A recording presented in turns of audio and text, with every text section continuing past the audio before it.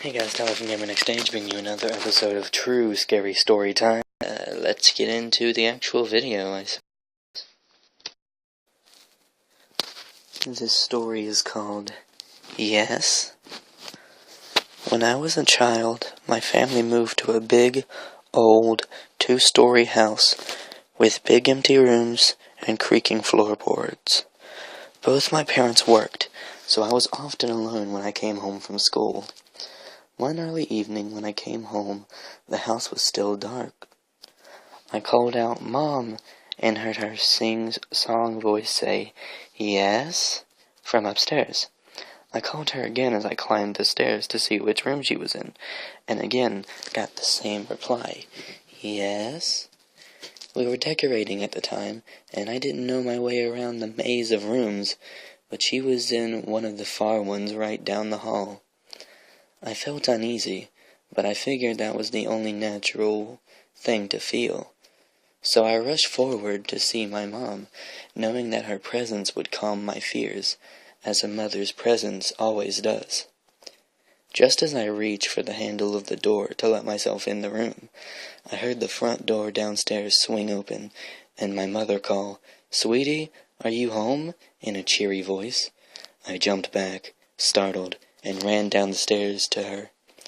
But as I glanced back from the top of the stairs, the door to the room slowly opened a crack. For a brief moment I saw something strange in there, and I don't know what it was, but it was staring right at me.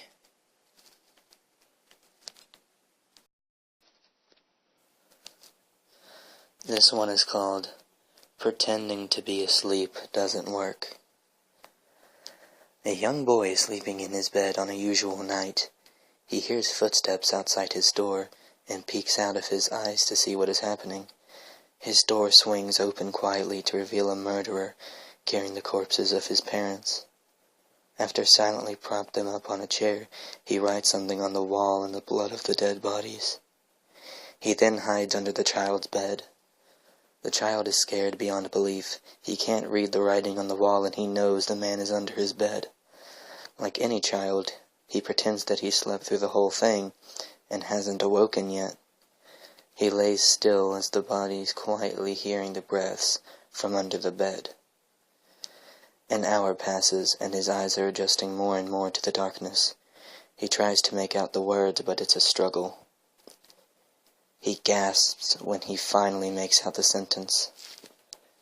"I know you're awake." He feels something shift underneath his bed.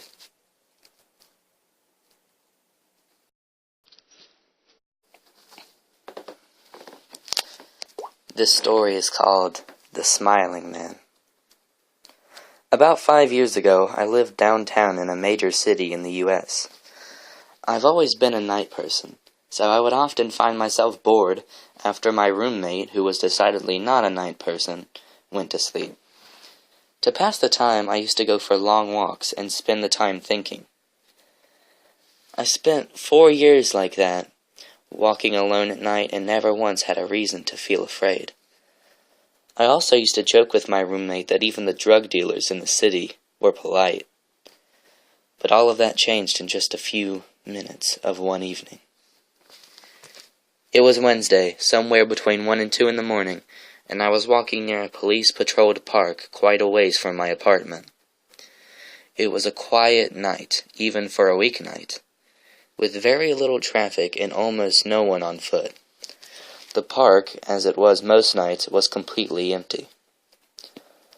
I turned down a short side street in order to loop back to my apartment, when I first noticed him. At the far end of the street, on my side, was the silhouette of a man dancing. It was a strange dance, similar to a waltz, but finished each box with an odd forward stride. I guess you could say he was dance-walking, headed straight for me, though. Deciding he was probably drunk, I stepped as close as I could to the road to give him the majority of the sidewalk to pass me by. The closer he got, the more I realized how graceful he was moving. He was very tall and lanky, and wearing an old suit. He danced closer still until I could make out his face. His eyes were open wide and wild, head tilting back slightly, looking up at the sky. His mouth was formed in a painful, wide cartoon of a smile. Between the eyes and the smile, I decided to cross the street before he danced any closer. I took my eyes off of him to cross the empty street. As I reached the other side, I glanced back, and then stopped dead in my tracks. He had stopped dancing and was standing with one foot in the street, perfectly parallel to me. He was facing me, but still looking skyward, smile still wide on his lips. I was completely and utterly unnerved by this. I started walking again, but kept my eyes on the man. He didn't move. Once I had put about half a block between us, I turned away from him for a moment to watch the sidewalk in front of me. The street and sidewalk ahead of me were completely empty. Still unnerved, I looked back to where he had been standing to find him gone. For the briefest of moments, I felt relieved, until I noticed him again. He had crossed the street and was now slightly crouched down. I couldn't tell for sure due to the distance and shadows, but I was certain he was facing me. I had walked away from him for no more than 10 seconds, so it was clear that he had moved fast. I was so shocked that I stood there for some time staring at him, and then he started moving toward me again. He took giant, exaggerated tiptoed steps, as if he were a cartoon character sneaking up on someone. Except he was moving very, very quickly.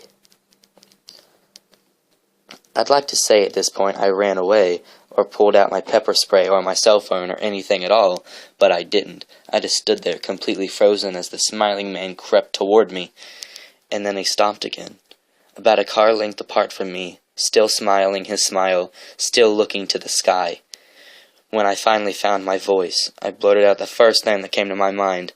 What I meant to ask was, "What do you want?" in an angry, commanding tone. What came out was a whimper. What?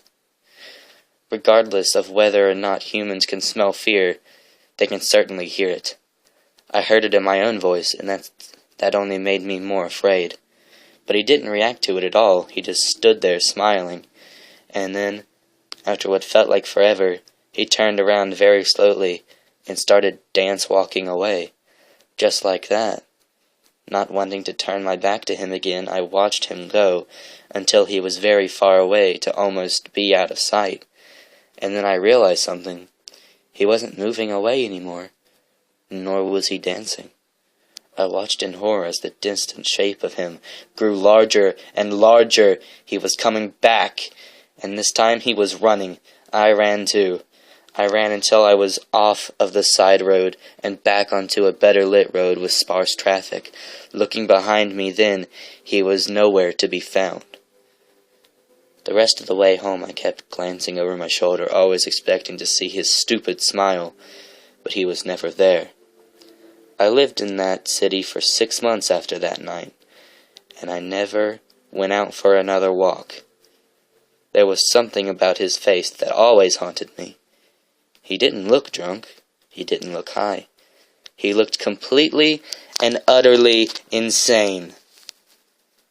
And that's the scary thing.